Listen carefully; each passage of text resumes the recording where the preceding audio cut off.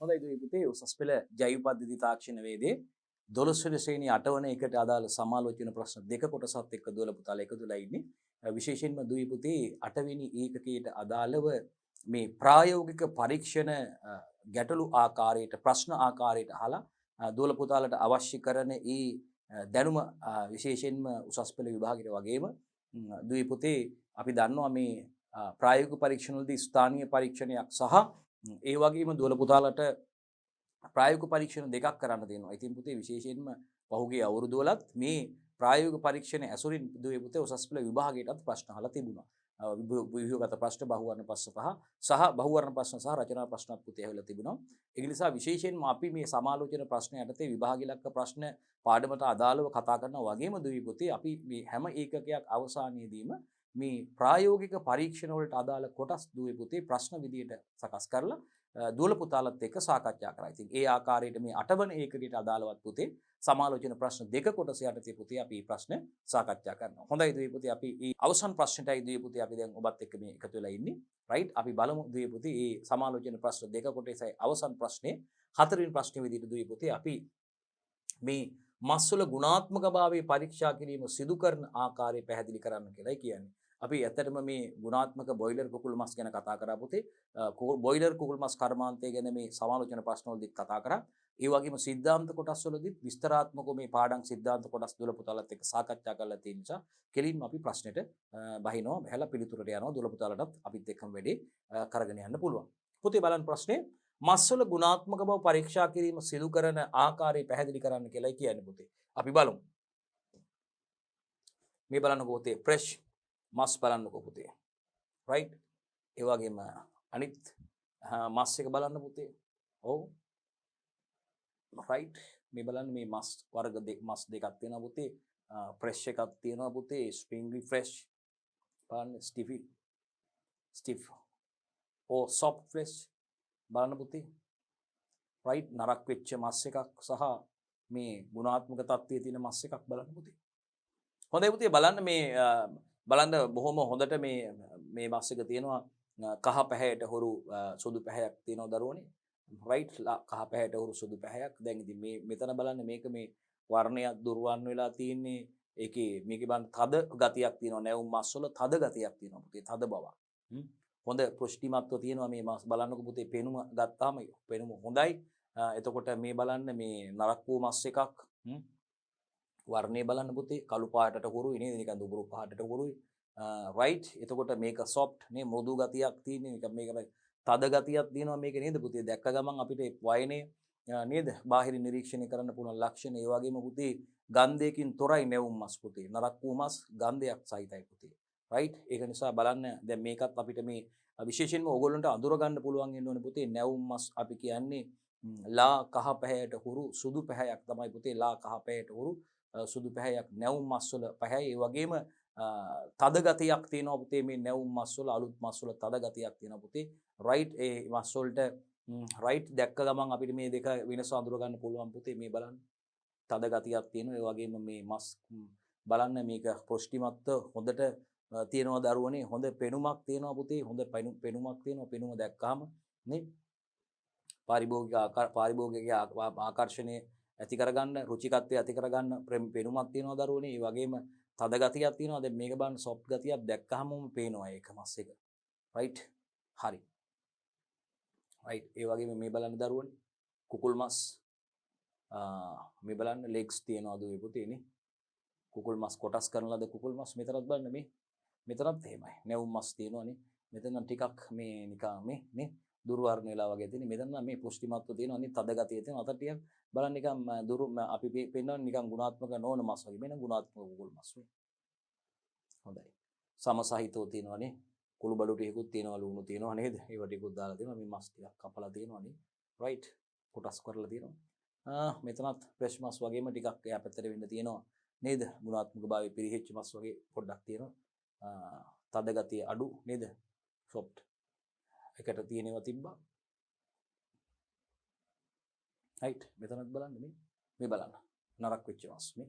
Drum stiff දෙකක් තියෙන නරක් වෙලා තියෙන්නේ මේ. බලන්න මේ නරක් වෙච්ච මස් නරක් වෙලා තියෙන ඩ්‍රම් ස්ටික් දෙකක් තියෙන නරක් වෙලා තියෙන. හරි. එතකොට මෙතන බලන්න මේ මේ රුධිර පැල්ලම් තියෙනවා, රුධිර පැල්ලම් තියෙනවා මස්වල මේ. රුධිර පැල්ලම් වගේ තියෙනවා මස්වල මේකෙත් මේනේ. මේකට වඩා නම් මේක තත්ත්වය හොඳයි. ඉතින් අපිට නිරීක්ෂණය කරලා අඳුර ගන්න පුළුවන් පුතේ වර්ණයෙන්, ඒ වගේම පැහැය නේද වර්ණය, ඒ වගේම මේ වගේ හැඩය, සුවඳ නේද පුතේ. ඒ වගේම වයනේ අපිට දැනෙන වයනේ ටෙක්ස්ට් එකනේ තද ගතියක් තියෙනවා නැවුම් මස්වල පුතේ, දුර්වර්ණ වූ ඒ වගේම නරක් වූ මස්වල අපි ගන්නවා මෘදු ගතියක් තියෙන්නේ, එහෙම ගතියක් තියෙන්නේ. රයිට්. ගන්ධයක් තියෙනවා, ගඳයි නරක් වෙච්ච මස්. නැවුම් මස් ගඳක් නැහැ. රයිට්. අප්‍රසන්න ගන්ධයක් එන්නේ නරක් වුණ මස් වලින්. හරි. රයිට්. මේ බලන්න මේක. නරක් වෙලා තියෙන්නේ. නරක් වෙලා තියෙන්නේ මස්. නරක් වෙලා තියෙන්නේ. හරි. හරි. හැඳින්වීමට යම් පුතේ අපි.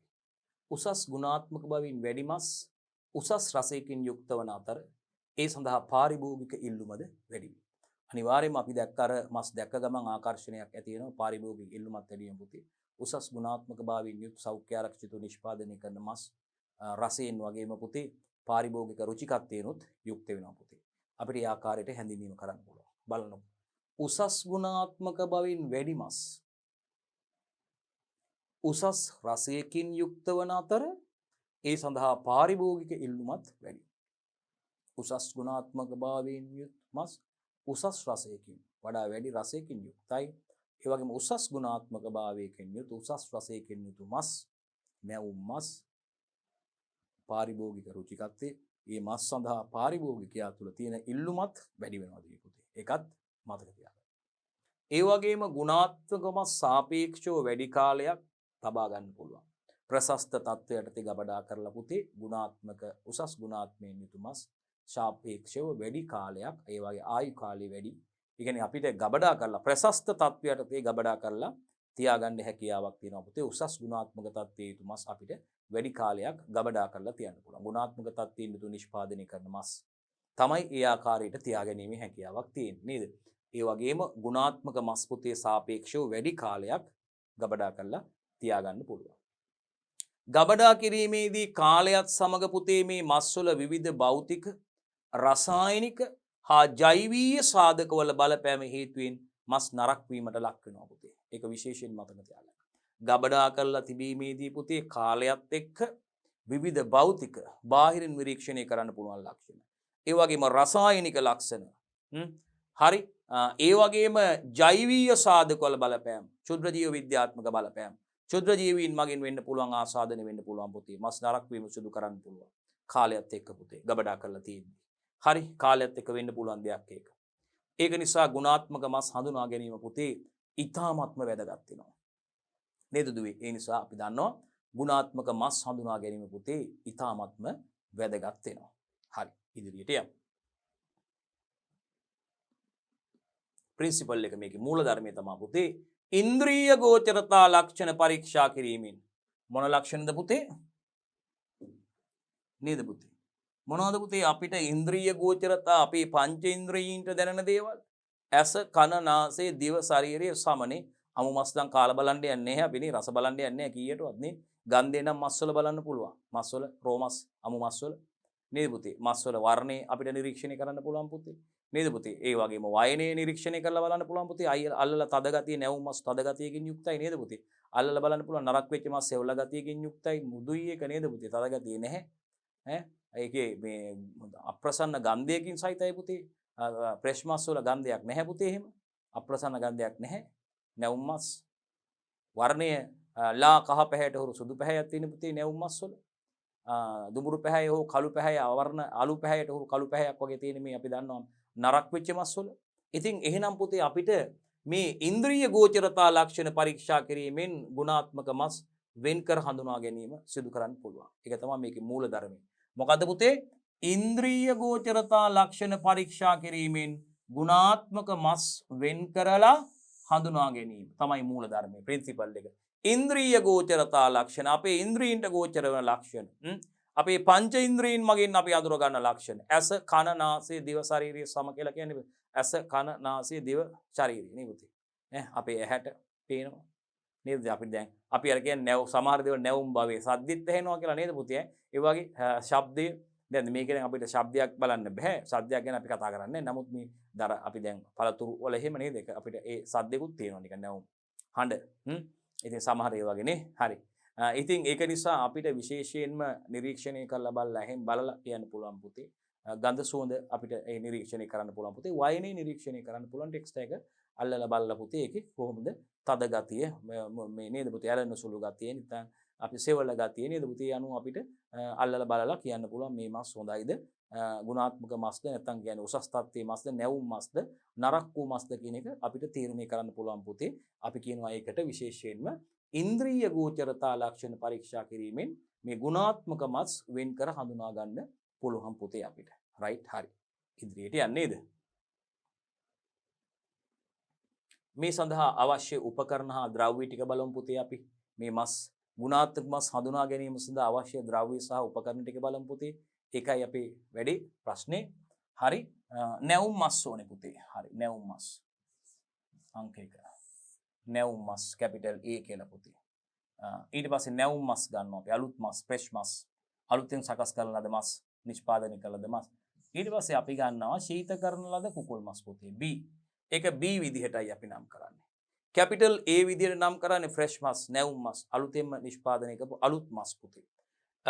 දෙවන ආකාරයේ පුතේ ශීතනය කරන ලද මස්, ෆීස් කරන ලද මස්. ඩීප් ෆීස් හරි, පෝසන් හරි ෆීස් කරපු මස්.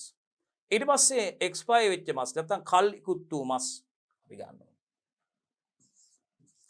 කල් ඉක්ුත් වූ මස්. ඒක C කියලා ග්‍රේඩ් කරලා තියෙනවා. පෙට් ප්‍රදේශය අවශ්‍යයි, පිහි ඕනේ වෙනවා. 4 පෙට් ප්‍රදේශي 5 පිහි අවශ්‍ය වෙනවා. හරි. ග්‍රේඩ් A විදිහට ග්‍රේඩ් කරලා තියෙන නැවුම් මස්, B විදිහට ග්‍රේඩ් කරලා තියෙන ශීතකල මස්, කල් ඉක්ුත් වූ මස් තමයි පුතේ C විදිහට ග්‍රේඩ් කරලා තියෙන්නේ. ඒ අනුව අපිට පෙට් ප්‍රදේශය අවශ්‍යයි පුතේ, පිහි අවශ්‍ය වෙනවා. හරි. මෙන්න ක්‍රමවේදය. කැපිටල් A, කැපිටල් B සහ කැපිටල් C කියන මස්නියේදී හරි සම සහිතව දික් අතට තීරු වලට කපලා පෙට් ප්‍රදේශ වලට දාලා පැය දෙකක් පමණ කාම රුෂ්ණත්වයේ තියෙනවා, රූම් ටෙම්පරේචර් එකේ තියෙනවා. මොනවද මේ ග්‍රේඩ් A කියලා අපි කැපිටල් A විදියට නැවුම් මස්, කැපිටල් B විදියට ශීතකල මස්, කැපිටල් C විදියට අපි ගන්නෙ කල්ලිකුත් වූ මස්. මෙන්න මේ මස්නියදී අපි අරගෙන පුතේ දික් අතට සම සහිතව මේ බලන්න. මේ A, B හා C යන මස්නියේදී සම සහිතව ස්කින් ඔන් නේද? ස්කින් ඔෆ් දෙවේ සම සහිතව දික් අතට තීරු වලට කපලා මස් දික් අතට තීරු වලට කපලා පෙට්‍රිදීසි වල දාලා පෑ දෙකක් විතර කාම රුෂ්ණත්වයේ තියනවා පුතේ. තියලා ඉවර වෙලා ඊට පස්සේ මේ මස්නියේදී වල ලක්ෂණ නිරීක්ෂණය කිරීම. ඒවා අදාළ නිරීක්ෂණ මෙන්න මේ වගුවේ සටහන් කරන්න පුළුවන්. කැපිටල් A මස් වල පෙනුම, ඒ වගේම වර්ණය, වයනය, සුවඳ. අපි දැන් නැවුම් මස්නේ, අලුත් මස්නේ පෙනුම අපි කියනවා නැවුම් මස් වල පෙනුම ගත්තාම ඉතාම හොඳ පුෂ්ටිමත් පෙනුමක් තියෙනවා දරුවනේ. හරි ආකර්ශනීය පෙනුමක්, දීප්තිමත් පෙනුමක් සහිතයි පුතේ. දීප්තිමත් පෙනුමක්, වර්ණයක් සහිතයි පුතේ. වර්ණය ගත්තාම ලා කහ පැහැයට හුරු සුදු පැහැ පුතේ. වයනය ගත්තාම තද ගතියක් තියෙන්නේ.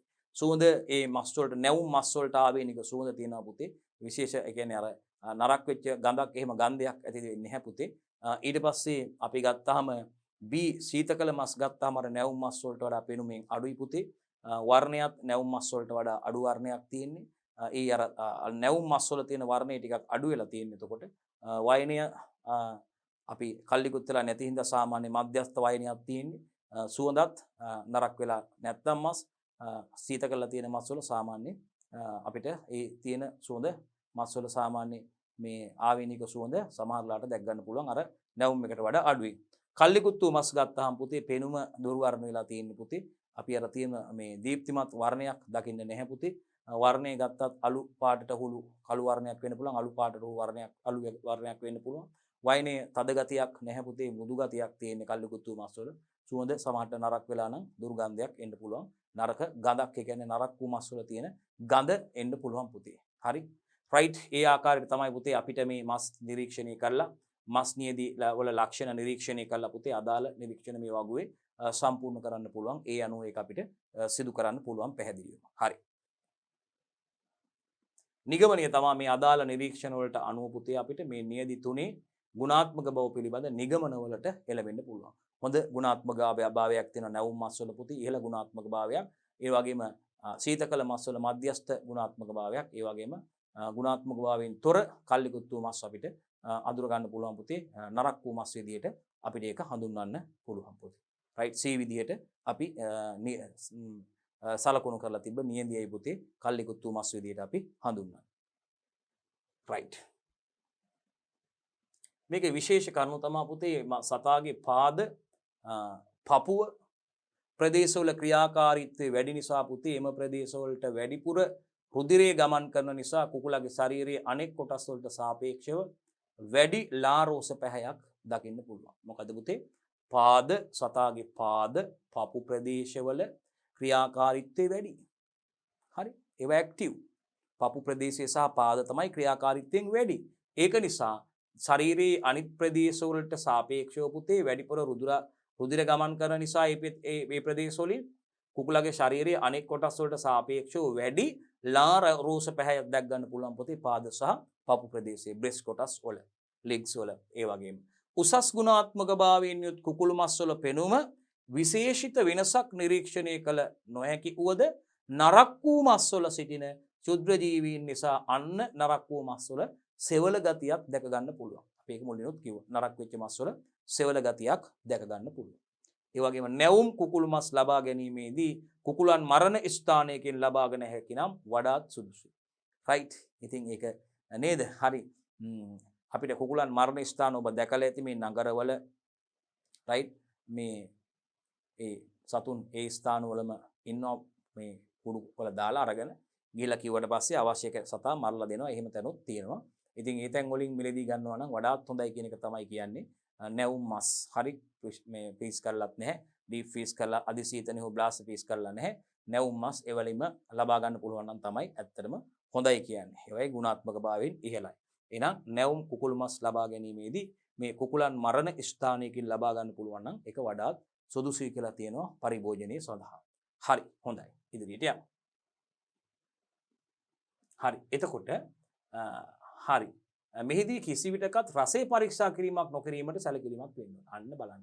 විශේෂ කරුණක් මේ අනිවාර්යයෙන්ම විශේෂිත කරුණු අපි විශේෂයෙන් මතක තබා ගන්න කරුණක් තමයි මතක තියාගන්න මේ අමු මස් වල කිසිම ආකාරයක අපි ගන්ධය පරීක්ෂා කරනවා, වයනේ පරීක්ෂා කරනවා, වර්ණේ පරීක්ෂා කරනවා. නමුත් කිසිම ආකාරයක මේ අමු මස් මීට් වල මස් වල මතක තියාගන්න රසය පරීක්ෂා කිරීමකට යන්නේ නැහැ අපි. ඇත්තටම මේ වගේ මේ නරක වෙච්ච මස් එහෙම රසය පරීක්ෂා කරන්න ගියොත් අනිවාර්යයෙන්ම රෝගී වෙන්න පුළුවන්. මොකද ක්ෂුද්‍රජීවී ආසාදනයට ලක් වෙලා තියෙන මස් තියෙන්න පුළුවන්. කොහොමත් අමු මස් වල කිසිම ආකාරයකට අපි රසය පරීක්ෂා කිරීමට යන්නේ නැහැ. ඒකයි විශේෂයෙන් කියන්න ඕනේ. මේදී කිසි විටකත් රසය පරීක්ෂා කිරීමක් නොකිරීමට සැලකිලිමත් වෙන්න ඕන. රයිට්. අපි බලනවා සොසේජස් සෑදීම සිදු කරන ආකාරයේ පුතේ ළඟට කතා කරන්න යනවා. රයිට්. පස්වෙනි ප්‍රශ්නේ අපි කතා කරන්න ඉන්නේ පුතේ ප්‍රශ්න. අපි හතරක් කතා කරා. හතරවෙනි ප්‍රශ්නේ කතා කරේ විශේෂයෙන්ම කුකුල් මස් ගුණාත්මක කුකුල් මස් තෝරා ගැනීම සම්බන්ධයෙන්. ඒ වගේම පස්වෙනි ප්‍රශ්නේට යනවා අපි මේ සොසේජස් සෑදීම සිදු කරන ආකාරය පුතේ පැහැදිලි කරන්න වෙන්නේ. අපි දන්නවා විවිධාංගීකරණය කරන ලද කුකුළු මස් වලට තමයි පුතේ අපි ආයත වෙන්නේ සොසේජස් සහ මීට් බෝල්ස්. මේකෙදී අපි විශේෂයෙන්ම අමුද්‍රව්‍ය වල මූලික ස්වරූපයේ වෙනස් වෙනවා පුතේ. මූලික ස්වරූපයේ අවසන් නිෂ්පාදනය දැක ගන්න බෑ. ඒ කියන්නේ අපි සැබවින්ම දන්නවා කුකුල් මස් වල තියෙන කියන අමුද්‍රව්‍ය තත්ත්වෙම මූලික ස්වභාවය අපිට සොසේජස් කරලක දැක ගන්න වෙන්නේ නැහැ. මීට් බෝල් එක අපිට දැක ගන්න නැහැ. ඒක නිසා මතක තියාගන්න මේ අමුද්‍රව්‍ය වලක මූලික ස්වරූපය වෙනස් කරලා තියෙන්නේ අවසන් නිෂ්පාදනයේ අමුද්‍රව්‍ය වල මූලික ස්වරූපය දැක ගන්න බෑ පුතේ. ඒකයි විවිධාංගීකරණය කරන ලද කුකුල් මස් වල තමයි සොසේජස් සහ මීට් බෝල්ස් අයිති වෙන්නේ. ඉතින් අපි කතා කරන්න යන්නේ පුතේ මේකෙදි මේ ප්‍රශ්නයෙන් අපෙන් අහන්නේ සොසේජස් සෑදීම සිදු කරන ආකාරය පැහැදිලි කරන්නයි අපි යන්නේ පුතේ. රයිට්. ආරම්භ කරමු. මෙන්න පුතේ තියෙන සොසේජස් රයිට්. හරි බලන්න මේ රයිට් සොසේජස් සෑදීම සිදු කරන ආකාරයේ පියවර කිහිපයක් පුතේ මේ දකින්න තියෙන්නේ. රයිට්. අපි එකින් එක පියවර බලමු. මේ තියෙන සොසේජස් රයිට්. නැවුම් සොසේජස්. හරි. හැඳින්වීම. මෙන්න විවිධාංගීකරණය කළ ආහාර අතර සොසේජස් වෙළඳපොලේ සුලභයි පුතේ. රයිට්. විවිධාංගීකරණය කළ ආහාර අතර සොසේජස් තමයි වෙළඳපොලේ වඩාත්ම සුලභව දකින්න තියෙන්නේ. ලංකාවේ විවිධ වෙළඳ නම් වලින් දරුවනේ සොසේජස් එනවා. ඉතින් ඒක විශේෂයෙන්ම මේ මස් සකස් කිරීමේදී අපි දන්නවා ඒකත් විශේෂයෙන් කියන්න ඕනේ පුතේ.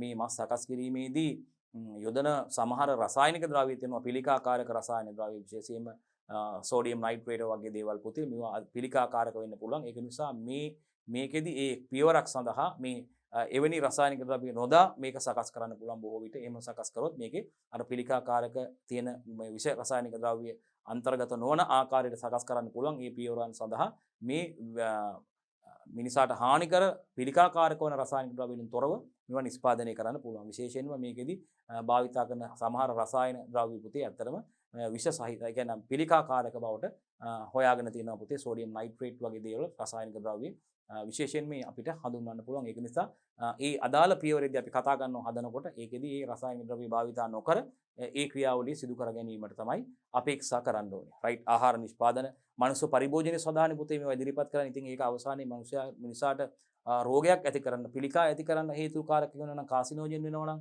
ඒක පිළිකාකාරකයක් වෙනවා නම් ඒ ආහාර නිෂ්පාදනයේ ගැන අපිට නැවත වරක් සලකා බලන්න සිද්ධ වෙනවානේ. ඉතින් අපිට හරියට තෝරගන්න ඕනේ. ඉතින් එතනදී අපි මේ රසායනික ද්‍රව්‍ය අන්තර්ගත නොවන ආහාර තමයි එතකොට තෝරගන්න ඕනේ. මේ ආහාර සැකසීමේදී විශේෂයෙන් මේ නැවත මේ සකස් කරනකොට රයිට් සැකසීමේ කටයුතු වලදී සොසේජස් මීට් බෝල්ස් නිෂ්පාදන කටයුතු වලදී සදා සමහර පියවරයන් වලදී යොදා ගන්න රසායනික ද්‍රව්‍ය පිළිකාකාරක වෙන්න පුළුවන්. ඉතින් ඒවා නැති බව තහවුරු කරගත්තට පස්සේ අපිට ආහාර අනුභවය සඳහා යොදා ගන්න පුළුවන්.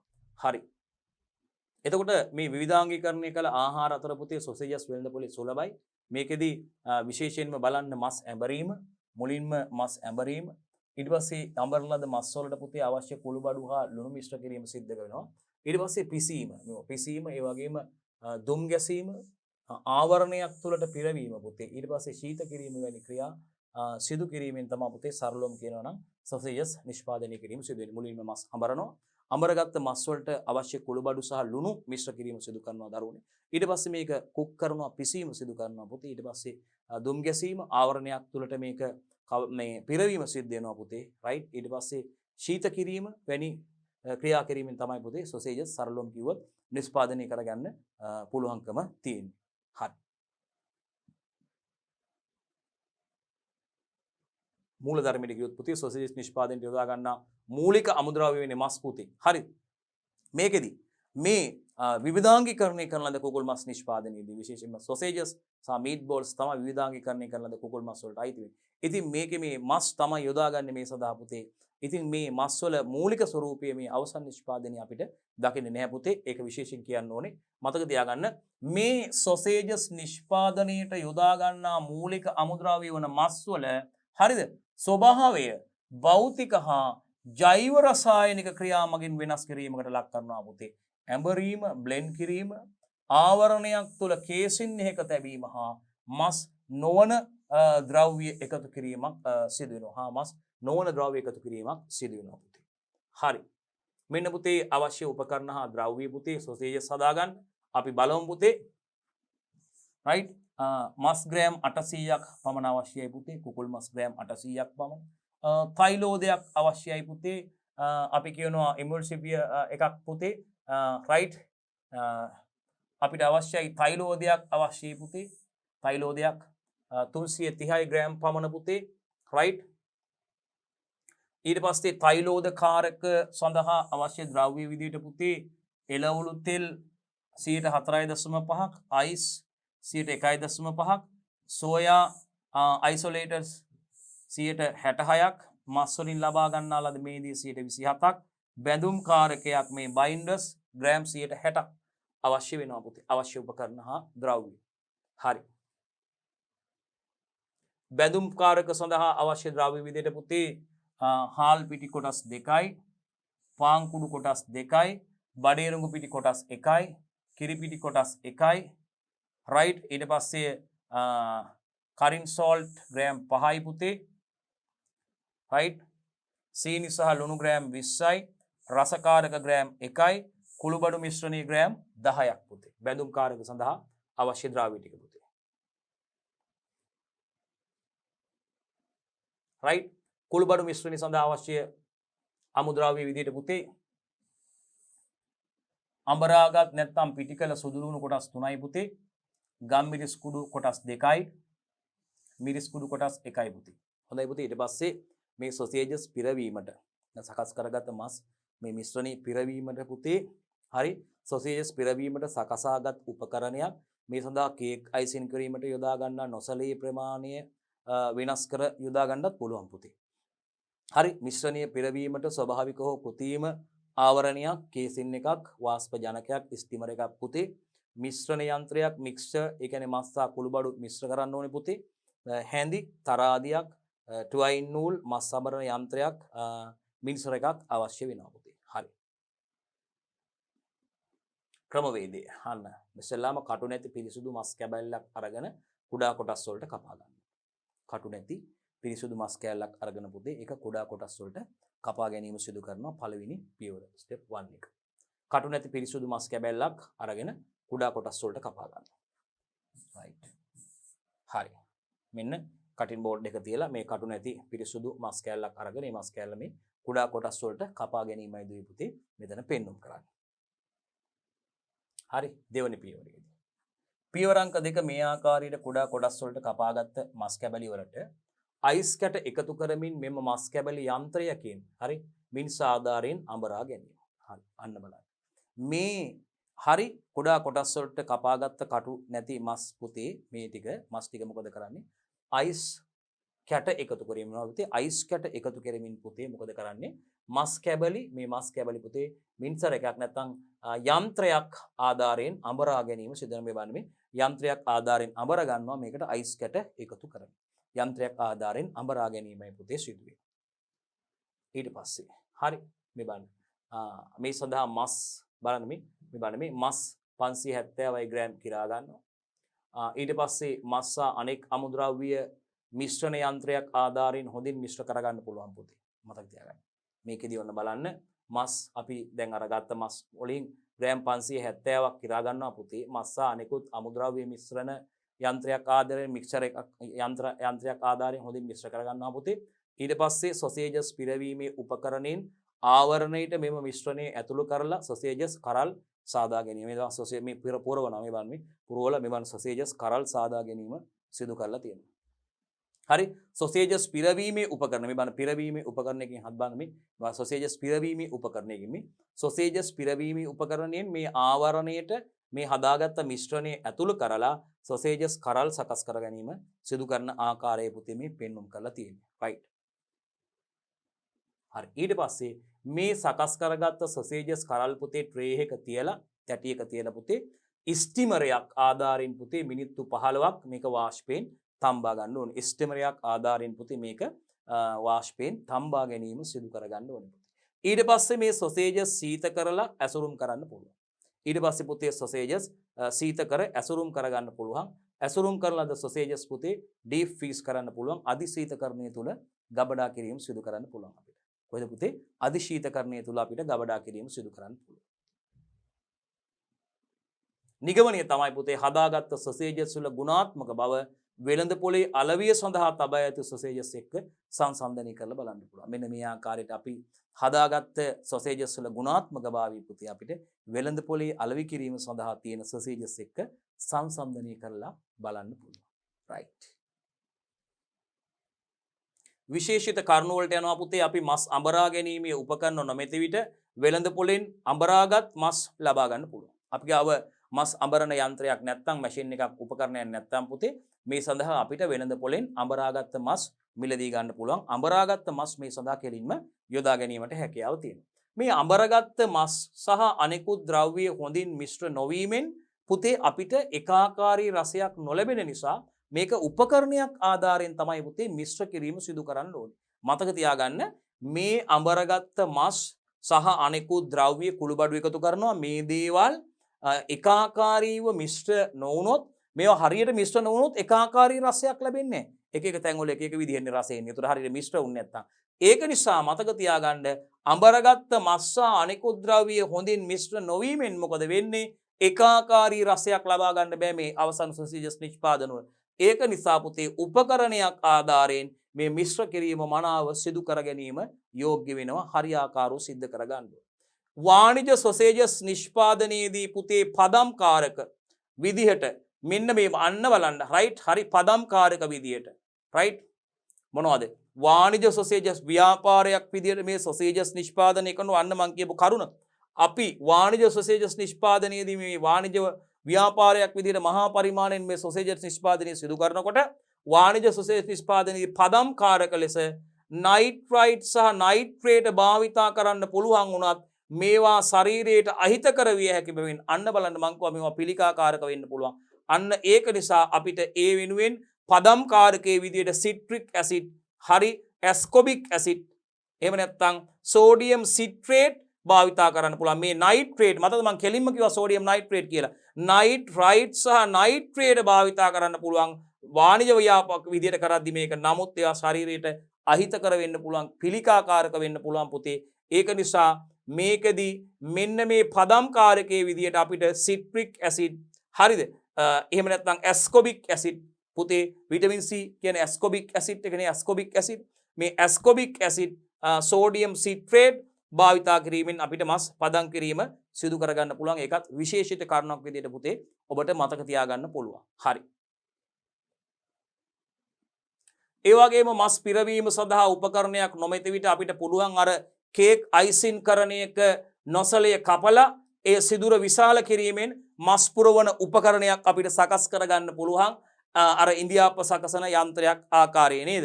වගේ ලුණු යෙදීමේදී ලුණු ද්‍රාවණයක් හදාගෙන යෙදීමෙන් මස්වල ප්‍රෝටීන ලුණු වල දියවීමෙන් ඒක බැඳුම් කාරකයක් විදියට ක්‍රියා කරනවා. ඒ වගේම අමුද්‍රව්‍ය මිශ්‍ර කිරීමේදී වගේම මස් ඇඹරීමේදී පුතේ උෂ්ණත්වය ඉහළ යාම පාලනය කරන්න ඕනේ. ඒක නිසා තමයි අයිස් වතුර හෝ කැට භාවිතා කරන්න පුළුවන් මේ සඳහා. මේ අමුද්‍රව්‍ය මිශ්‍ර කරනකොට වගේම මස් අඹරනකොට උෂ්ණත්වය ඉහළ යාම පාලනය කරන්න ඕනේ. ඒ සඳහා පුතේ අයිස් වතුර හෝ අයිස් කැට භාවිතා කිරීමේ අවස්ථාව තියෙනවා. රයිට් මං හිතන්නේ දුවල පුතාලට ඉතාමත්ම පැහැදිලි. සොසේජස් පිස ගැනීම ජල භාජනයක ගිල්වලා නටනතෙක් රත් කිරීමෙන් වාෂ්පයෙන් තම්බා ගැනීම සිදු කරන්න පුළුවන්. කොහොමද පුතේ? ජල සොසේජස් පිස ගැනීම ජල භාජනයක ගිල්වලා පුතේ නටනතෙක් රත් කිරීමෙන් වාෂ්පයෙන් තම්බා ගැනීම සිදු කරන්න පුළුවන්. ඒ වගේම වාණිජ කර්මාන්තයේදී සොසේජස් පිසීමට පෙර දුම් ගැසීම සිදු කරනවා. එමගින් රසය හා වර්ණය දියුණු කරගන්න පුළුවන් පුතේ. සාමාන්‍යයෙන් හොඳින් සැකසූ සොසේජස් කරලක් පුතේ ඇතුළත උෂ්ණත්වයේ සෙල්සියස් අංශක 75ක් තිබිය යුතුයි. ඒ අවස්ථාවේදී පිටත උෂ්ණත්වයේ පුතේ සෙල්සියස් අංශක 80ක් පමණ වෙනවා. මේක තර්මෝකපල් මගින් පරීක්ෂා කරන්න පුළුවන්. තර්මෝකපල් මගින් පරීක්ෂා කිරීම සිදු කරන්න පුළුවන්. ඒකත් මතක තියාගන්න. රයිට්. ඊට පස්සේ අපි යනවා 6 වෙනි ප්‍රශ්නෙට පුතේ. බාහිර හා අභ්‍යන්තර ලක්ෂණ ඇසුරින් බිත්තරවල ගුණාත්මක බව පරීක්ෂා කිරීම සිදු කරන ආකාරයයි දුවේ පුතේ අපි දැන් කතා කරන්න යන්නේ. රයිට්. හරි. බාහිර හා අභ්‍යන්තර ලක්ෂණ ඇසුරින් කොහොමද පුතේ බිත්තරවල ගුණාත්මක භාවය අපි හරිද පරීක්ෂා කිරීම සිදු කරන ආකාරයයි දුවේ පුතේ කතා කරන්න යන්නේ. මොනවද පුතේ? බාහිර හා අභ්‍යන්තර ලක්ෂණ ඇසුරින් මොනවද බිත්තරවල ක්වොලිටි එක නැත්තම් ගුණාත්මක භාවය පරීක්ෂා කරන්නේ කොහොමද කියන එකයි පුතේ අපි කතා කරන්න යන්නේ. ප්‍රශ්නේ වෙන්නේ බාහිර අභ්‍යන්තර ලක්ෂණ ඇසුරින් බිත්තරවල ගුණාත්මක බව පරීක්ෂා කිරීම සිදු කරන ආකාරය. රයිට්. මෙන්න බලන්න බිත්තර අරගෙන රයිට් මේ ජලයේ ගිල්වලා තියෙනවා පුතේ. ජල වාජනයකට දාලා තියෙනවා. මේ බලන්න බිත්තරය කහ මදේ සහ සුදු මදේ අභ්‍යන්තර ලක්ෂණ පරීක්ෂා කිරීමක් සිදු කරන අවස්ථාව. විශේෂයෙන්ම අපිට පුළුවන් මේ නේද නැවුම් බිත්තර සහ පරණ බිත්තරනේ අපි කියනවා දින පරිණි බිත්තර අරගෙන අපිට අඳුර ගන්න පුළුවන් මේ බිත්තර අපිට මේ ජලයේ වාජනයක දාපුවාම නේ පුතේ අපි දන්නවා බිත්තර සමහර ඒවා පාවෙනවා සමහර ඒවා ඇතුළට ගිරෙනවා. අපි බලමු දුර පුතාලට මතකද කියලා ඒ ටික නැවතත් කතා කරන්නයි යන්නේ දුවේ පුතේ. හරි.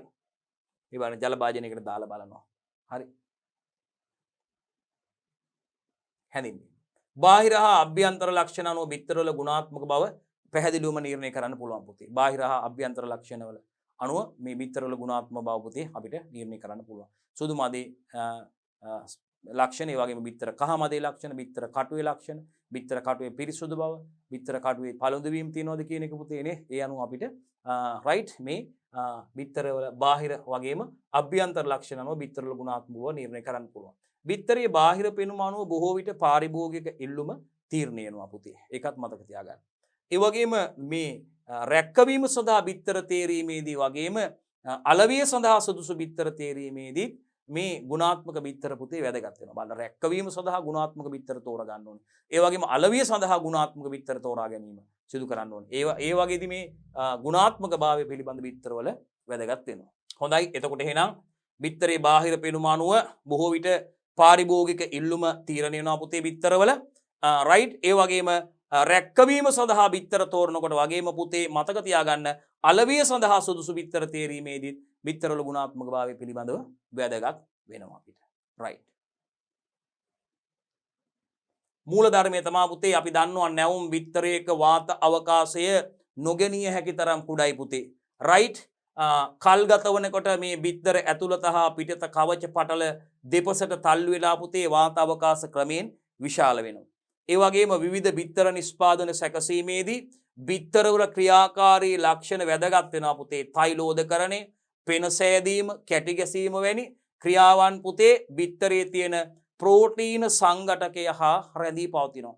බිත්තරයේ තියෙන ප්‍රෝටීන සංඝටකය හා රැඳී පවතිනවා පුතේ. විස්තරාත්මකව සිද්ධාන්ත පාඩමේදී මේ කොටස් සාකච්ඡා කරලා තියෙන නිසා අපි මේ පිළිතුරු ටික විතරයි පුතේ කාලයත් එක්ක දුවලා පුතාලට මේ විභාගෙට ලියන්න ඕන නිසා කාලයට හුරු කරන්න ඕන නිසා පිළිතුරු ටික පමණක් අපි සාකච්ඡා කරලා යන්නේ. විස්තරාත්මකව සාකච්ඡා කිරීමක් සමාලෝචන ප්‍රශ්න වලදී සිදු වෙන්නේ නැහැ. අවශ්‍ය උපකරණ හා ද්‍රව්‍ය ටික පුතේ බිත්තර 10ක් පමණ අවශ්‍ය වෙනවා. අන්න අපිට කැන්ඩලින් උපකරණේ භාවිතා කරලා මේ බිත්තරවල අභ්‍යන්තර ලක්ෂණ නිරීක්ෂණය කරන්න පුළුවන් පුතේ. පෙට්‍රිදීසි 9ක්, බර කෙරෙන උපකරණයක්, වතුර භාජනයක්, පැන්සලක්, සුදු පැහැති කඩදාසියක්, වර්ණීය පරිමාණයක්, පැතලි වීදුරුවක් අවශ්‍ය උපකරණ ටික බිත්තර 10ක් පමණ පුතේ. කැන්ඩලින් උපකරණයක්, පෙට්‍රිදීසි 9ක්, බර කෙරෙන උපකරණයක්, වතුර භාජනයක් අවශ්‍යයි පුතේ, පැන්සලක්, සුදු පැහැති කඩදාසියක්, වර්ණීය පරිමාණයක් පුතේ, පැතලි වීදුරුවක්. හරි. යන් ඉදිරියට. මෙන්න තියෙනවා කැන්ඩලින් උපකරණය. රයිට්. ඔන්න බලන්න. මෙන්න අඳුර ගන්න කැන්ඩලින් උපකරණය. මෙයා දැක්ක ගමන් අඳුර ගන්න පුතේ කැන්ඩලින් උපකරණය. බිත්තරවල අභ්‍යන්තර ලක්ෂණ පරීක්ෂා කිරීම සඳහා මේ උපකරණය යොදා ගන්න පුළුවන් පුතේ. රයිට්. හරි. මෙන්න කැන්ඩලින් උපකරණය. අඳුර ගන්න පුතේ කැන්ඩලින් උපකරණය. රයිට්. කැන්ඩලින් උපකරණය. මෙන්න ගෝලමානයේ තියෙනවා පුතේ. මෙන්න ගෝලමානයේ තියෙනවා. රයිට්. මේ බලන්න. ගෝලමානයේ තියෙනවා පුතේ. ගෝලමානයේ තියෙනවා. රයිට්. හරි. බර අණුව බිත්තර වර්ගීකරණය කිරීම බලමු පුතේ අපි. අපි බලන්න යන්නේ බර අණුව බිත්තර වර්ගීකරණය කිරීම. බර අණුව ඔබට මතක ඇති නේද? වඩා විශාල, මධ්‍යස්ථ නේද පුතේ? කුඩා බිත්තර විදිහට අපි වර්ගීකරණය කරන්න පුළුවන්. SLS වර්ගීකරණයට අනුව මේ බර අණුව වර්ගීකරණය කරලා තියෙනවා නේද පුතේ? රයිට්. මෙන්න ක්‍රමවේදයේ විවිධ බර හා ප්‍රමාණ වලින් යුතු බිත්තර 4ක් තෝරා ගන්නවා පුතේ. ඒ බිත්තර 4 capital A, capital B, capital C, capital D කියලා බිත්තර 4 ලේබල් කරනවා පුතේ. බිත්තරවල බර වෙන වෙනම කිරාගෙන සටහන් කර ගැනීම සිදු කරන්න පුළුවන් පුතේ. බර කිරා ගන්නලා බිත්තර අපිට වර්ගීකරණයට අදාළව වර්ග කරන්න පුළුවන් පුතේ. මෙන්න ශ්‍රේණිය බිත්තරේ බර අතිවිශාල බිත්තර පුතේ බර ග්‍රෑම් 60ක්. විශාල බිත්තර පුතේ ග්‍රෑම් 53ක් 59ක් අතර. මධ්‍යස්ථ ප්‍රමාණයේ බිත්තර පුතේ ග්‍රෑම් 45ක් 52ක් අතර. කුඩා ප්‍රමාණයේ බිත්තර කියන්නේ පුතේ ග්‍රෑම් 38ක් 44ක් අතර බර ප්‍රමාණයක් දක්වනවා. මේ මූලාශ්‍රය පුතේ SLS 959 1992. රයිට්. මෙන්න මූලාශ්‍රය. SLS 959 1992. SLS 959 1992. රයිට්. බිත්තරවල බාහිර ලක්ෂණ පරීක්ෂා කිරීමටයි අපි යන්නේ පුතේ ළඟට. බලමු බිත්තරවල බාහිර ලක්ෂණ පරීක්ෂා කරලා බලන්නයි යන්නේ. රයිට්. මෙන්න බලන්න. ඉහත A capital A, capital B, capital C හා කැපිටල් D ලෙස නම් කළ බිත්තරවල පිරිසුදු බව පුතේ. ඒ වගේම වයනයේ ටෙක්ස්ට් එක නේද? බිඳීම් හා පළුදු වීම තියනවාද කියන බාහිර ලක්ෂණ පරීක්ෂා කරලා බලලා අපිට පහත ආකාරයට වගුගත කරන්න පුළුවන් බාහිර ලක්ෂණ capital A, capital B, capital C, capital D මොනවද? පිරිසුදු බව යාළගේ. කැපිටල් A ගේ පිරිසුදු බව, කැපිටල් B ගේ පිරිසුදු බව පිළිබඳ, කැපිටල් C ගේ සහ කැපිටල් D ගේ පිරිසුදු බව පිළිබඳ වගුවේ සටහන් කරන්න පුළුවන්. ඒ වගේම කැපිටල් A ගේ වයනය, කැපිටල් B ගේ වයනය, කැපිටල් C ගේ වයනය සහ කැපිටල් D ගේ වයනය පිළිබඳ අපිට තොරතුරු සඳහන් කරන්න පුළුවන්. බිඳීම් හා පළුදු වීම තියෙනවද කැපිටල් A ගේ කැපිටල් B ගේ තියෙනවා නම් කැපිටල් C ගේ බිඳීම් හා පළුදු වීම තියෙනවා නම් කැපිටල් D ගේ බිඳීම් හා පළුදු වීම තියෙනවා නම් අපිට ඒවා සඳහන් කරන්න පුළුවන්. ඒ වගේම මේ බිත්තරවල හැඩදර්ශක අපි පුතේ කැපිටල් A වල B වල C වල හා D වල සඳහන් කරන්න පුළුවන්. කටුවේ ස්වභාවය පිළිබඳ පුතේ අපිට අදහස් පළ කරන්න පුළුවන්. Capital A B C D කියන බිත්තරවල ඒවා අපිට දක්වන්න පුළුවන්. එහෙනම් බාහිර ලක්ෂණ විදියට අපි කතා කරන්නේ බලන්න පුතේ බාහිර ලක්ෂණ විදියට අපි කතා කරන්නේ එක මේගොල්ලොන්ගේ බිත්තරවල පිරිසුදු බව, වයනය, බිඳීම් හා පළුදු වීම, බිත්තරේ හැඩදර්ශකය, ඒ වගේම කටුවේ ස්වභාවය. රයිට්. හැඩදර්ශකයේ ගණනය කරන ආකාරය පුතේ. කැපිටල් A, කැපිටල් B හා කැපිටල් C, කැපිටල් D බිත්තරවල හැඩදර්ශකය අපිට මෙන්න මේ සමීකරණය ඇසුරින් ගණනය කරන්න පුළුවන් පුතේ. මෙන්න බිත්තරයක හැඩදර්ශකයේ සමානයි පුතේ බිත්තරේ පළල බෙදීම බිත්තරේ දිග වාරයක් 100. හරි බලන්න බිත්තරයක හැඩදර්ශකයේ සිද්ධාන්ත පන්තිවලදී සිද්ධාන්ත පාඩම් වලදී සම්පූර්ණයෙන්ම දුර පුතාලත් එක්ක කතා කරලා තියෙනවා බිත්තරේ හැඩදර්ශකයේ පිළිබඳ පුතේ. අපි බිත්තරේ හැඩදර්ශකයේ ගණනය කරන සමීකරණය තමයි පුතේ මේ තියෙන්නේ. බිත්තරයක හැඩදර්ශකයේ සමානයි පුතේ බිත්තරේ පළල බෙදීම බිත්තරේ දිග වාරයක් 100 වැඩි කිරීම 100 මේ බලන්න. බිත්තරයක හැඩදර්ශකය සමානයි පුතේ බිත්තරේ පළල බෙදීම බිත්තරේ දිග වාරයක් 100. ඉතින් අපිට මේ හැඩදර්ශකයේ අපිට කලින් දක්වපු වගුවේ සටහන් කරන්න පුළුවන්. බිත්තරවල අභ්‍යන්තර ලක්ෂණ පරීක්ෂා කිරීමට යන්නේ පුතේ අපි කිව්වේ කැන්ඩලින් උපකරණය මේ සදා භාවිතා කරනවා කියලා. විශේෂයෙන්ම බිත්තර සුදු මදේ සහ කහ මදේ ලක්ෂණ පිළිබඳව. සුදු මදේ ලක්ෂණ වගේම කහ මදේ ලක්ෂණ පිළිබඳව පුතේ අපිට මේකෙදි තොරතුරු ලබා ගන්න පුළුවන් කැන්ඩලින් උපකරණය භාවිතා කළා. Capital A, capital B, capital C හා කැපිටල් D විදිහට නම් කරන බිත්තර පුතේ කැන්ඩලින් උපකරණයේ භාවිතයෙන් අපිට පරීක්ෂා කරලා බලන්න පුළුවන්. හරි. ඉතින් කටුවේ හා බිත්තරයේ අභ්‍යන්තරයේ දැකිය හැකි නිරීක්ෂණ වෙන වෙනම අපිට සටහන් කරන්න පුළුවන්. මේ capital A, capital B, capital C හා කැපිටල් D කියන බිත්තර කඩලා වෙන වෙනම ඒවා පෙට් ප්‍රදේශ 4කට දාන්න ඕන. ඊට පස්සේ බිත්තරවල සුදු මදේ හා කහ මදේ ස්වභාවය පරීක්ෂා කළා පුතේ නිරීක්ෂණ දකින්න තියෙන දේවල් වගුවේ සටහන් කරන්න පුළුවන්. එතකොට පුතේ සුදු මදේ ස්වභාවය කැපිටල් A බිත්තරවල, කැපිටල් B බිත්තරේ, කැපිටල් C බිත්තරේ සහ කැපිටල් D බිත්තරේ සඳහන් කරගන්නවා. ඒ වගේම කහ මදේ ස්වභාවය පුතේ capital A, capital B, capital C සහ කැපිටල් D කියන බිත්තරවල ඒ தত্ত্ব සඳහන් කිරීමක් කරන්න ඕන. රයිට් අපි පරණ බිත්තර හා අලුත් බිත්තර හඳුනා ගැනීමට දැන් යන්නේ පුතේ. අපි බලමු කොහොමද අපි පරණ බිත්තර සහ අලුත් බිත්තර හඳුනා ගන්න කියන ආකාරයේ පුතේ කතා කරන්න යන්නේ. හරි. පරණ බිත්තර හා අලුත් බිත්තර හඳුනා ගැනීම. මෙන්න පුතේ. ඉස්සලා බිත්තර 4ක් ගන්නවා පුතේ. බිත්තර 4ක් අරගෙන ඒ බිත්තරවල බර කිරා ගැනීම සිදු කරනවා. බිත්තර 4ක් අරගෙන බිත්තරවල බර කිරා ගැනීම සිදු කර ගන්න. වෙන වෙනම. හරි. ඊට පස්සේ ජල බඳුනක් අරගෙන බිත්තර දාලා නිරීක්ෂණය කරනවා. මොකද කරන්නේ? ජල බඳුනක් අරගෙන ඒ ජල බඳුනට බිත්තර දාලා නිරීක්ෂණය කරනවා. ජලය තුල ගිලෙන බිත්තර හා ජලයේ මත පාවෙන බිත්තර වෙන් කරනවා. අන බලන්න. ජලයට බිත්තර දැම්මට පස්සේ ජල බඳුනට මේ ජලය තුල ගිලෙන බිත්තර වෙනම වෙන් කරනවා. ජලය තුල පාවෙන බිත්තර වෙනම වෙන් කරනවා. රයිට්. ඒ අසුරින් පරණ බිත්තර හා අලුත් බිත්තර හඳුනා ගන්න පුළුවන්. අපි දැනටම දන්නවා ජලය තුල පාවෙන බිත්තර කියන්නේ ඒ බිත්තර පරණ බිත්තර, නැවුම් බිත්තර නම් ජලය තුල ගිලෙනවා කියලා දැනටමත් අපි දන්නවා. රයිට්. හරි. බිත්තරේ කොටස් වල අනුපාත නිර්ණය කිරීම. බලන්න බිත්තරේ කොටස් වල අනුපාත නිර්ණය කිරීම. රයිට්. බිත්තරයක් අරගෙන බිත්තරේ බර කිරාගෙන ඒ බර සටහන් කරගන්නවා දුවේ පුතේ. ඊළඟට එහි එක් එක් ස්ථානයක් පමණක් සිදුරු කරලා කහ මදේ හා සුදු මදේ වෙන වෙනම පෙට් ප්‍රදේශ දෙකකට දානවා. හරි. ඊට පස්සේ බිත්තර කටුව තවත් පෙට් ප්‍රදේශයකට දානවා. මේකෙදි බිත්තරේ එක් එක් ස්ථානයක් සිදුරු කරන විට ඉවත් කරන බිත්තර කටු කැබැල්ලද පෙට් ප්‍රදේශයකට දානවා. ඊට පස්සේ කහ මදේ සුදු මදේ බිත්තර කටුව වෙන වෙනම කියලා සටහන් කරගන්න. අවසානයේ කහ මදේ සුදු මදේ බිත්තර කටුව මුළු බිත්තරේ බරට සාපේක්ෂව ප්‍රතිශතයක් ලෙස ගණනය කිරීම සිදු කරන්න පුළුවන්. හරි. මෙන්න බලන්න ගණනය කිරීම. කහ මදේ ප්‍රතිශතය බලන්නකෝ. බිත්තරයේ බරේ කහ මදේ බර බෙදීම බිත්තරේ බර වාගයක් 100 ප්‍රතිශතාත්මකව. හරි. බිත්තරේ බර මුලින් කියලා ගත්තනේ අපි. මේ බලන්න එහෙනම් කොහොමද කහ මදේ ප්‍රතිශතය ගණනය කරන්නේ? කහ මදේ බර බෙදනවා බිත්තරේ මුළු බරින් වාරයක් 100. සුදු මදේ ප්‍රතිශතය සුදු මදේ බර බෙදනවා බිත්තරේ මුළු බරින් වාරයක් 100. එතකොට බිත්තර කටුවේ ප්‍රතිශතය බිත්තර කටුවේ බර බෙදනවා බිත්තරේ බරින් වාරයක් 100.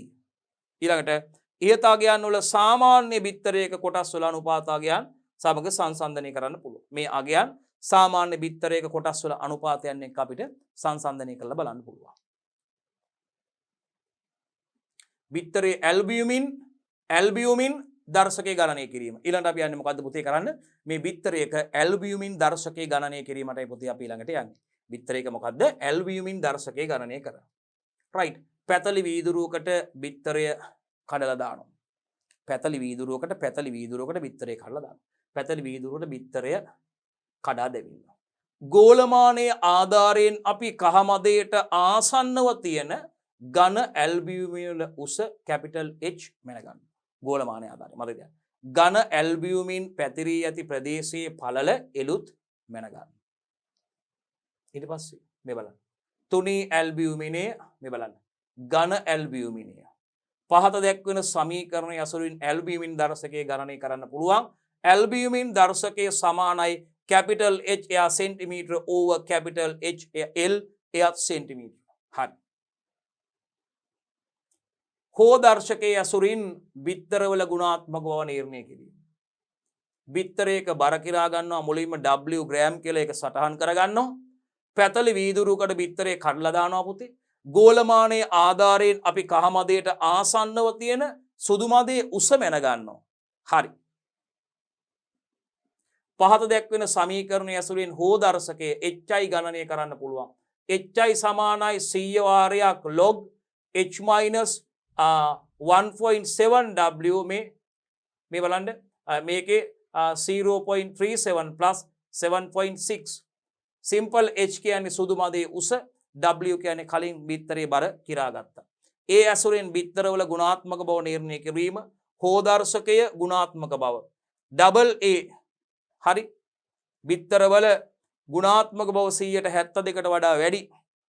ඒ ආකාරයේ බිත්තරවල 71ත් 60ත් අතර B වල ගුණාත්මක බව 59ත් 31ත් අතර C වර්ගයේ බිත්තරවල ගුණාත්මක භාවය 130ට අඩුයි. නිගමනය යොදාගත් බිත්තරවල ගුණාත්මක බව නිරීක්ෂණය කරන්න පුළුවන්. නිර්ණය කරන්න පුළුවන්. විශේෂ කරුණු අපි අඳුරු කාමරයක් තුල මේ කැන්ඩලින් පරීක්ෂණය සිදු කළ යුතුයි දුවේ පුතේ. අඳුරු කාමරයක් තුලයි මේ කැන්ඩලින් පරීක්ෂණය සිදු කරන්න ඕනේ පුතේ. බලන්න පුතේ අඳුරු කාමරයක් නොමැතිනම් කාඩ්බෝඩ් පෙට්ටියක් අඳුරු කරලා හදා ගන්න පුළුවන් පුතේ අපිට. ඒ සඳහා පරණ හා අලුත් බිත්තර ජල බඳුනකට දානකොට පුතේ පරණ බිත්තරවල වාත අවකාශයේ විශාල නිසා මොකද වෙන්නේ? මේ බිත්තර ජලයේ මතු පිට පාවෙනවා. බිත්තර ජලයේ මතුට පාවෙනවා පුතේ. අලුත් බිත්තරවල වාතාවකාශ කුඩා නිසා පුතේ නැවුම් බිත්තරවල වාතාවකාශ කුඩා නිසා පුතේ සාපේක්ෂව එයා ජලය තුල ගිලෙනවා. සාපේක්ෂව එයා ජලය තුල ගිලෙනවා පුතේ. රයිට් පැහැදිලි. සාමාන්‍යයෙන් බිත්තරයක බර අපි දන්නවා ග්‍රෑම් 56ක් පමණ වෙනවා පුතේ. එතකොට ශ්‍රී ලංකාවේ බොහෝ අවස්ථාවලදී බර අණුව වර්ග කිරීමට වඩා බිත්තරවල විශාලත්වයේ අණුවයි වර්ග කරන්නේ. මතකද? ඉතා විශාල මධ්‍යම ඒ වගේම කුඩා නේද පුතේ? විශාලත්වය අනුව බිත්තරවල මේ නියැදිය සඳහා වැඩි බිත්තර ප්‍රමාණයක් යොදාගෙන පරීක්ෂණ සිදු කිරීමෙන් නිර්වද්‍යතාව වැඩි කරගන්න පුළුවන් පුතේ. ඒ වගේම බිත්තරේ බර කිරා ගත්තට පස්සේ වගුව ඇසුරින් එහෙම නැත්නම් හෝදර්ශකයෙන් වගුවෙන් පහසුවෙන් නිර්ණය කරන්න පුළුවන්. හෝදර්ශකයේ වගුවෙන් පහසුවෙන් නිර්ණය කරන්න පුළුවන්. රයිට්. බිත්තර පවුඩර් එග් පවුඩර් නිෂ්පාදනය කිරීම සිදු කරන ආකාරය පුතේ කතා කරන්න යන්නේ. අපි දන්නවා බිත්තර කියන්නේ කල් තියාගන්න බැරි දෙයක් පුතේ. බිත්තර කියන්නේ අපි ඒක නිසා අපි බිත්තර පරිරක්ෂණය කිරීමේ ක්‍රියාවලියක් විදියට බිත්තර පවුඩර් නිෂ්පාදනයේ පුතේ ජනප්‍රියයි පුතේ. දශක ගණනාවක සිට මේ ක්‍රියාවලිය සිදු වෙනවා. විශේෂයෙන්ම බේකරි කර්මාන්තයේදී සොසේජස් මීට් බෝල්ස් නිෂ්පාදනයේදී වගේම පුතේ අපි දන්නවා විශේෂයෙන්ම මේ රස කැවිලි නිෂ්පාදනයේ සඳහා බිත්තර පවුඩර් යොදා ගන්නවා පුතේ. විශේෂයෙන්ම බිත්තර පවුඩර් නිෂ්පාදනය බිත්තර කහ මදේ මගින් වගේම බිත්තරයේ සුදු මදේ විදියට වෙන වෙනමත් කහ මදේ සහ සුදු මදේ මිශ්‍රණයක් විදියටත් පුතේ බිත්තර පවුඩර් නිෂ්පාදනය කරනවා. ඉතින් අපි කතා කරන්න යන්නේ ප්‍රශ්නේ වෙන්නේ පුතේ බිත්තර පවුඩර් එක් පවුඩර් නිෂ්පාදනය කිරීම සිදු කරන ආකාරයේ පුතේ අපි පැහැදිලි කරන්න යන්නේ. මෙතන පුතේ බිත්තර පවුඩර් බලන්න. සුදු මදයෙන් වෙනම රයිට්, කහ මදයෙන් වෙනම, කහ මදය හා සුදු මදයේ මිශ්‍රණයක් විදිහට බිත්තර පවුඩර් නිෂ්පාදනය කරනවා පුතේ. මේ බලන්න. බිත්තර පවුඩර් රයිට්. එක් පවුඩර් රයිට්.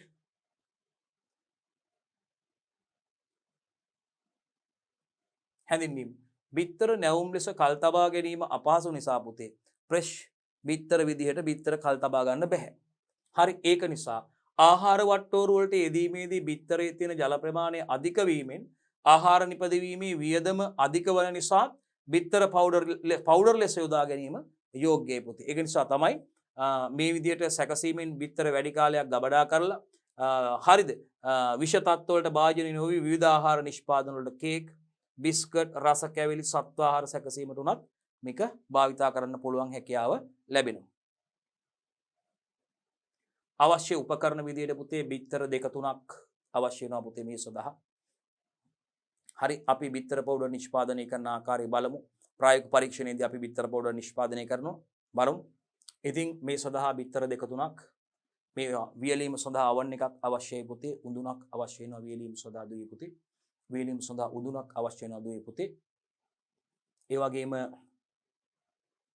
උඳුන් තැටි අවශ්‍යයි පුතේ. හුමාල ජනකයක් ස්ටිමරයක් ඕනේ පුතේ. ජල තාපකයක් රයිට්. වෝටර් බාත් එකක්. පෙනීරයක් අවශ්‍යයි. හැඳි ගෑස් ලිපක් ග්‍රයින්ඩ් එකක් අවශ්‍යයි පුතේ. ඇඹරින් යන්ත්‍රයක්. මෙන්න පුතේ බිත්තර 2-3ක් අවශ්‍ය වෙනවා. වියලීම සඳහා උඳුනක් රයිට්. වියලීම සඳහා උඳුනක් උඳුන් තැටි ස්ටිමරයක් නැත්නම් ජල තාපකයක් පෙනීරයක් හැඳි ගෑස් ලිපක් ඇඹරීම සඳහා යන්ත්‍රයක් ග්‍රයින්ඩරයක්. හරි ක්‍රමවේදය බිත්තර කඩලා බඳුනකට දානවා පුතේ. මුලින්ම බිත්තර කඩලා භාජනයකට දාලා විනාඩි 2ක් බීට් කරගන්නවා. විනාඩි 2ක් හොඳට බීට් කරගන්නවා. හරි ඊට පස්සේ මෙයා සෙල්සියස් 70 උෂ්ණත්වයේ තියෙන ජල තාපකයක නැත්නම් ස්ටිමරයක තියලා බිත්තර පිස ගැනීම සිදු කරගන්න ඕනේ. බිත්තර කඩලා බඳුනකට දාලා විනාඩි 2ක් බීට් කරගත්ත බිත්තර ඊළඟ පියවරේදී සෙල්සියස් අංශක 70 උෂ්ණත්වයේ තියෙන ජල තාපකයක එහෙම නැත්නම් ස්ටිමරයක තියලා බිත්තර පිස ගැනීම සිදු කරනවා. ඊළඟට මේ පිසින අතරතුර හැන්දකින් බිත්තර කොටස් කුඩාවට කැඩීම. පිසින අතරතුර හැන්දකින් මේ බිත්තර කොටස් කුඩාවට කඩන්න ඕන. රයිට්. කොටස් කුඩාවට හැන්දක් භාවිතා කරලා කුඩාවට කඩනවා. රයිට්. ඊට පස්සේ සෙල්සියස් අංශක 57ත් 63ක පමණ උෂ්ණත්වයේ තියෙන වියලීම සඳහා යෝග්‍ය උඳුනක අවන් එකක පැය කිහිපයක් වේලා ගන්න පුළුවන් පුතේ. මේ සඳහා ගැඹුර අඩු තැටියක් යොදා ගන්න පුළුවන්. ඊට පස්සේ මොකද කරන්නේ? මේ විදිහට පිසගත්ත බිත්තර සෙල්සියස් අංශක 57ත් 63ක් පමණ උෂ්ණත්වයේ තියෙන වියලීම සඳහා යෝග්‍ය අවන් එකක් උඳුනක පැය කිහිපයක් වියලා ගැනීම. මේ සඳහා ගැඹුර අඩු තැටි යොදා ගන්න පුළුවන්. ගැඹුර අඩු තැටි මේ සඳහා යොදා ගන්න පුළුවන්. හරි. ඒ වගේම මේ වේලීම ප්‍රමාණවත් නම් ඇඟිලි තොඩු වලට අල්ලන විට ඇලෙන සුළු හා ඇදෙන සුළු භාවයේ නොමැති කුඩු වීම සිදු වෙන්න ඕනේ. ප්‍රමාණවත්ව මේක වේලිලා තියෙනවා නම් පුතේ රයිට් අපිට මේක ඇඟිලි තොඩු වලට දැනෙන්නට ඇදෙන සුළු නොවන ඇලෙන සුළු නොවන ආකාරයට කුඩු වෙන ස්වරූපයක් තියෙන්න ඕනේ පුතේ මේක. අන්න එතකොට තමයි මේක හරියට ඩ්‍රයි වෙලා තියෙන්නේ ප්‍රමාණවත්ව වියලිලා තියෙන කියන එක අපිට තීරණය කරන්න පුළුවන්. ඒකයි පුතේ බලන්න. වියලීම ප්‍රමාණවත් නම් පුතේ ඇඟිලි තොඩු වලට අල්ලනකොට ඇලෙන සුළු හා ඇදෙන සුළු භාවය නොමැති නම් ඇලෙන සුළු වගේම ඇදෙන සුළු භාවය නැත්නම් ඒක නොමැතිව කුඩු වීම සිදු වෙන්න ඕනේ. ඒක කුඩු වීම සිදු වෙන්න ඕනේ අල්ලනකොට. හරි ඊළඟට ඉන්පසු ග්‍රයින්ඩ් එකකින් කුඩු කර පෙනේරකින් හදාගන්න. ඊට පස්සේ මොකද මේක කරන්නේ? මේ ඩ්‍රයි කරපු එක ග්‍රයින්ඩ් එකකට දාලා හොද්දට කුඩු කරගන්නවා. ග්‍රයින්ඩ් කරගන්නවා කරලා පෙනේරකින් හලා ගැනීම සිදු කරන්න ඕනේ. රයිට් ඊට පස්සේ මොනවද? වීදුරු බෝතල් පොලිතීන් වල වායු රෝධනය වන අසුරා මුද්‍රා තැබීම. අවසානයේ ශීතකරණයක ගබඩා කිරීම සිදු කරන්න පුළුවන්. right එහෙනම් බිත්තර පවුඩර් නිෂ්පාදනය අපි කොහොමද සිදු කරගන්නේ කියන ආකාරයයි පුතේ මෙතනදී කතා කරේ. හරි. නිගමනය තමයි මේ විදියට හදාගත්ත බිත්තර පවුඩර් වල ලක්ෂණ අපිට පුළුවන් අලවිය සඳහා තියලා තියෙන බිත්තර පවුඩර් එක සංසන්දනය කරන්න. අපි අර හදාගත්ත සොසේජස් වෙළඳ පොලේ අලවිය සඳහා තියෙන සොසේජස් එක සංසන්දනය කරලා බලුවා වගේ අපි දැන් මෙතනදී හදාගත්ත බිත්තර පවුඩර් වාණිජ වශයෙන් කර්මාන්තවල සිදු කරන ව්‍යාපාරයක් විදියට කර්මාන්තවල නිෂ්පාදනය කරලා තියෙන මේ බිත්තර පවුඩර් එක සංසන්දනය කරලා බලන්න කියලායි කියන්නේ පුතේ. මේ බලන්න සාදාගත් බිත්තර පවුඩර් වල ලක්ෂණ අලවිය සඳහා තබා ඇති බිත්තර පවුඩර් සමග සංසන්දනය කිරීම. right. විශේෂ කරුණු වල ගියොත් පුතේ අපි මේ බිත්තර පවුඩර් නිපදවා ගැනීමට ගන්නා බිත්තර නැවුම් බිත්තර වේදයි පරීක්ෂා කරලා භාවිතා කිරීම. බලන්න විශේෂයෙන් මතක විශේෂ කරුණු මේ බිත්තර පවුඩර් නිපදවා ගැනීම සඳහා නැවුම් බිත්තර යොදා ගන්න ඕනේ. ඒක නිසා මතක තියාගන්න බිත්තර පවුඩර් නිපදවා ගැනීමට ගන්නා බිත්තර නැවුම් බිත්තර වේදයි පරීක්ෂා කරලා බලන්න ඕනේ. ෆ්‍රෙෂ් බිත්තරද කියලා පරීක්ෂා කරලා බලන්න ඕනේ. මේ සඳහා හරිද බිත්තර කැඩීමේදී වෙන වෙනම කඩා බඳුනකට දැමීම සිදු කිරීම. නැත්නම් ඒ අතර තුල නරක වෙච්ච බිත්තර තිබුණොත් එහෙම. හරි මේ නිසා බිත්තර කැඩීමේදී වෙන වෙනම තමයි කඩලා බඳුනකට දැමීම සිදු කරන්න ඕනේ. බිත්තර කොටස් පිස ගැනීමට නියමිත උෂ්ණත්වය යොදා ගැනීමෙන් අධික ලෙස පිසීම වළක්වා ගන්න පුළුවන්. අන්න බලන්න මේ බිත්තර කොටස් පිස ගැනීම සඳහා නියමිත උෂ්ණත්වය යොදා ගැනීම මගින් මේ බිත්තර අධික ලෙස පිසීම වැඩිපුර පිසීම වළක්වා ගන්න පුළුවන්. හරිද? වියලීම නිසි පරිදි නොකිරීමෙන් පුතේ පෙනීරෙන් හැලීමේදී හා කල් තබා ගැනීමේදී ගැටලු ඇති වෙන්න පුළුවන්. හරියට මේ හදාගත්ත මේ බිත්තර පවුඩර් හදාගන්න අපි මේ වියලන එක නියමිත ආකාරයට වියලීම සිදු වෙලා තිබෙන්නේ නැත්නම් පෙනීරෙන් හලා ගන්න හරියට බෑ. පෙනීරෙන් හලා ගැනීමේදී වගේම මේ කල් තබා ගැනීමේදී ගැටලු ඇති වෙන්න පුළුවන් පුතේ වියලීම නිසි ආකාරව සිදු වුනේ නැත්නම්. හොඳයි දුවේ පුතේ විශේෂයෙන්ම අපි දුවල පුතාලත් එක්ක මේ සාකච්ඡා කරලා අවසන් කළේ පුතේ උසස් පෙළ ජෛව පද්ධති තාක්ෂණ වේදයේ 12 වෙනි ශ්‍රේණියේ 8 වන ඒකකයට අදාළ සමාලෝචන ප්‍රශ්න දෙවනි කොටසයි දුවේ පුතේ සාර්ථකව දුවල පුතාලත් එක්ක සාකච්ඡා කරලා අවසන් කළේ. මුලින්ම අපි මේ වෙනකොට පාඩම් ඒකක 8ක් අවසන් කරලා පුතේ ඒ පාඩම් ඒකක 8ට අදාළව සමාලෝචන ප්‍රශ්නත් සාකච්ඡා කරලා අවසන් කරලා තියෙනවා. ඉතින් දුවේ පුතේ අපි බලාපොරොත්තු වෙන දුවලත් එක්ක මේ වගේම ඉදිරි පාඩම් ජෛව පද්ධති තාක්ෂණයේදී උසස් පෙළ අපි දන්නා උසස් පෙළ ජෛව පද්ධති තාක්ෂණයේදී 12 වෙනි ශ්‍රේණියට අදාළ පාඩම් ඒකක 11කුත් 13 වෙනි ශ්‍රේණියට අදාළව පාඩම් ඒකක 8කුත් එක්ක සම්පූර්ණ පාඩම් ඒකක 19ක විෂයක් විදිහට උසස් පෙළ ජෛව පද්ධති තාක්ෂණයේදී හඳුන්වන්න පුළුවන් පුතේ.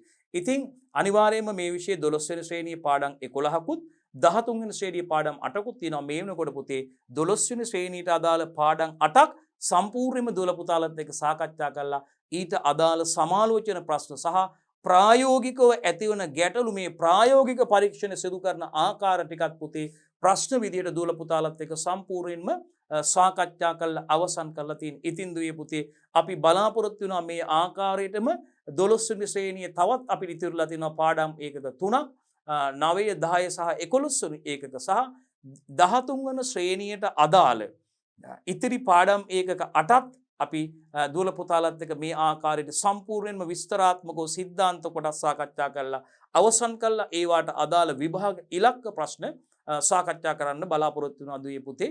ඒ වගේම ඉදිරියේදී ප්‍රායෝගික පරීක්ෂණත් එක්කත් ඔබත් එක්ක එකතු වෙන්න අපි බලාපොරොත්තු වෙනවා. හොඳයි දුවේ පුතේ අපි එහෙනම් ඊළඟට අපි ඔබත් එක්ක උසස් පෙළ ජෛව පද්ධති තාක්ෂණ වේදයේ 9 වන ඒකකයත් එක්ක සම්බන්ධ වෙන්න බලාපොරොත්තු වෙනවා ඊළඟ කොටසේදී.